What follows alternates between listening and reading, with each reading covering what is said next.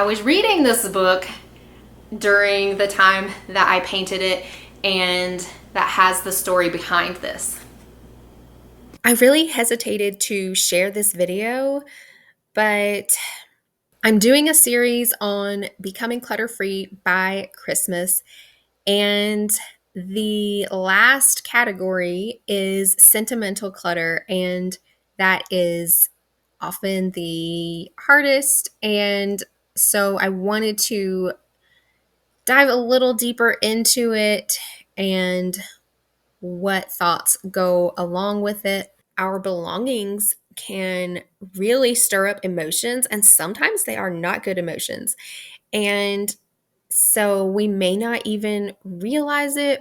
It isn't just unfeeling people who can have decluttered homes. So I have gotten rid of some sentimental items, and of course, I have kept some sentimental items.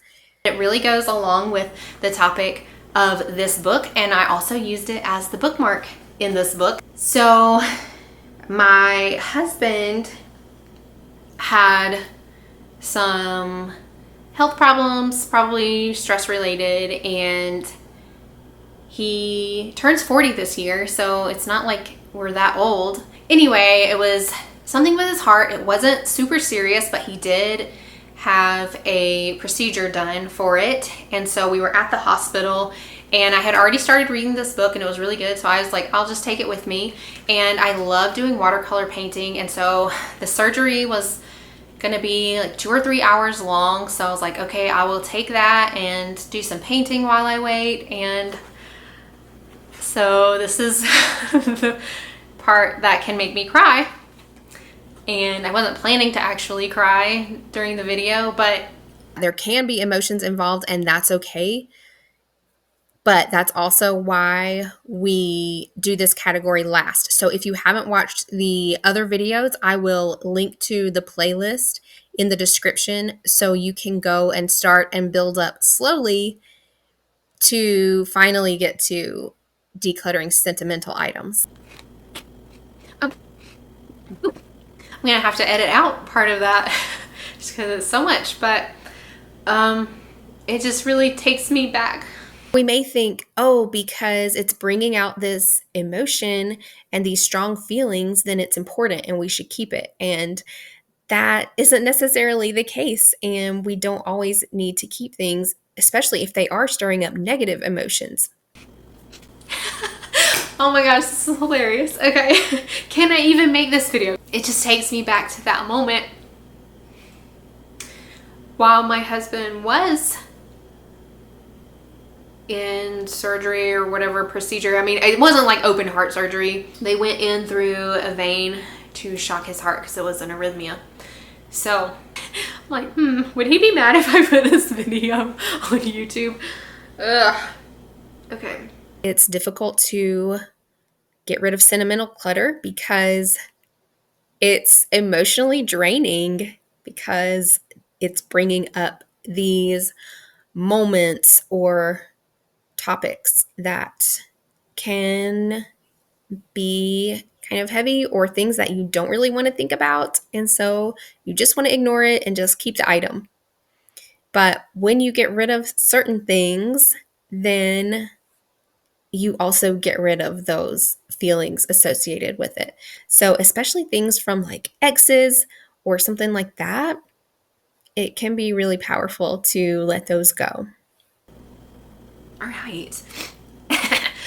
Woo, here we go. So I painted this while he was in surgery, and I was in his hospital room that he was like in that room to be prepped, I guess, or whatever, before he was wheeled out to another room.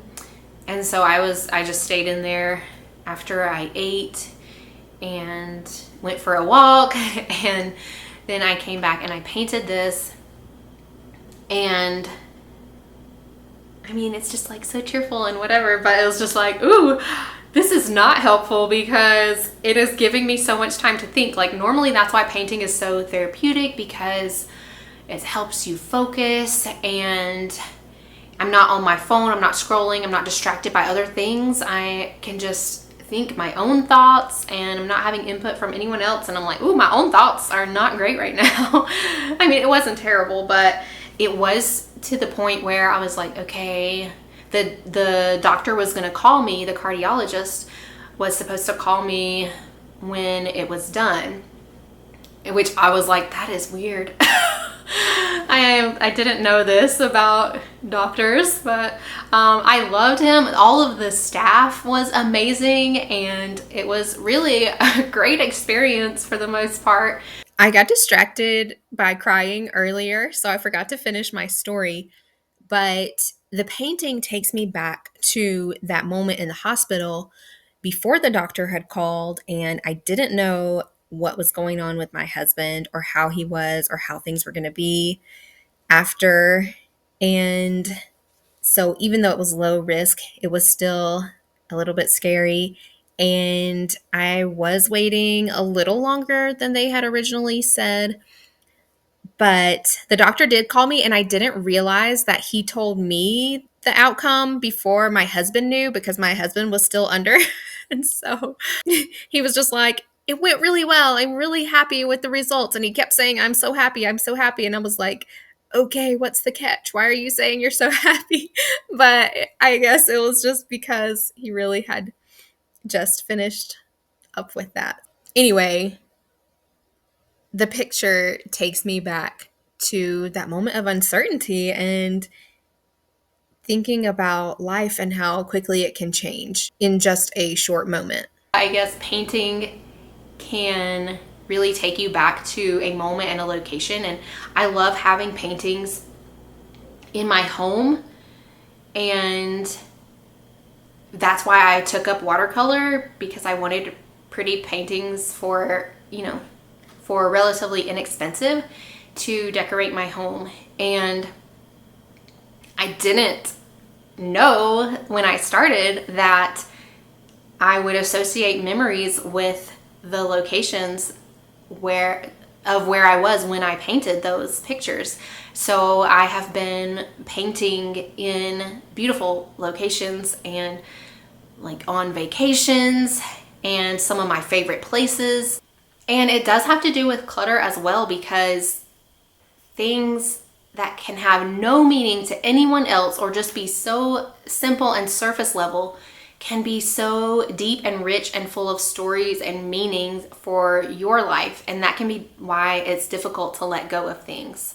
But I also love paintings because they're so small and easier to keep and manage and store for these memories. And yeah, I can just look at this and visualize the room that I was in while I was painting it. I mean, I may not keep this forever, but I do have some other paintings that